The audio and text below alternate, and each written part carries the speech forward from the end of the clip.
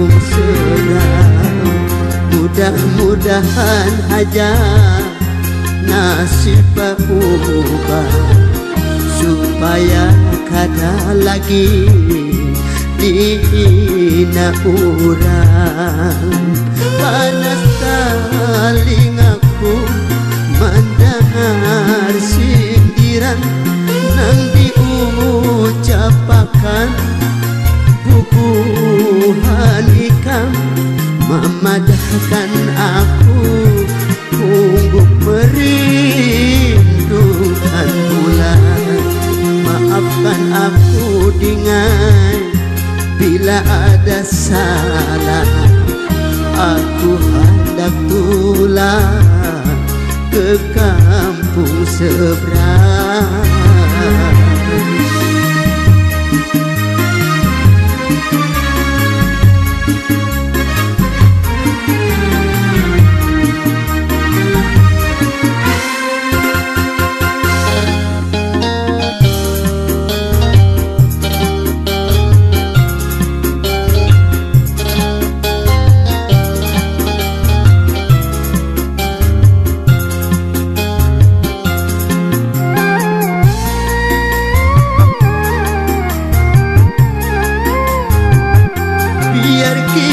Saling menyinta walau bersumpah setia, tapi keadaanku nang kada berdaya.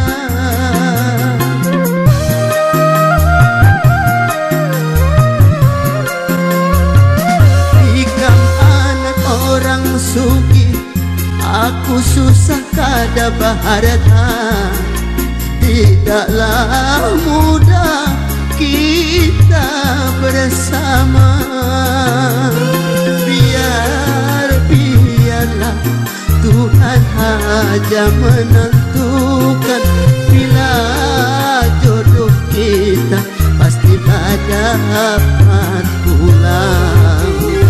Maafkan aku dengan bila ada salah, aku hendak pulang ke kampung seberang.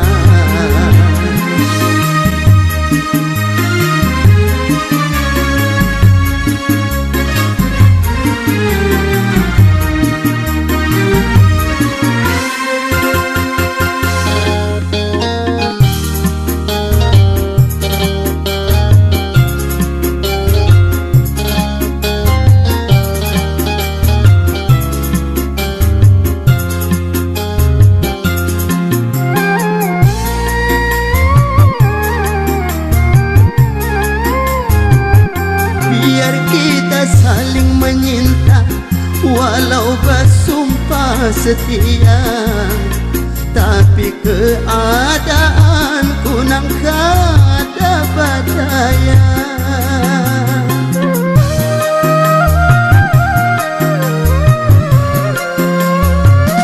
Ikam anak orang sugih, aku susah kada berharta. Tidaklah mudah kita bersama.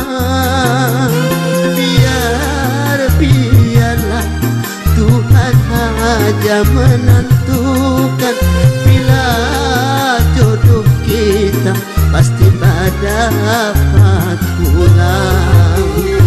Maafkan aku dengan bila ada salah, aku hendak pulang ke kampung seberang.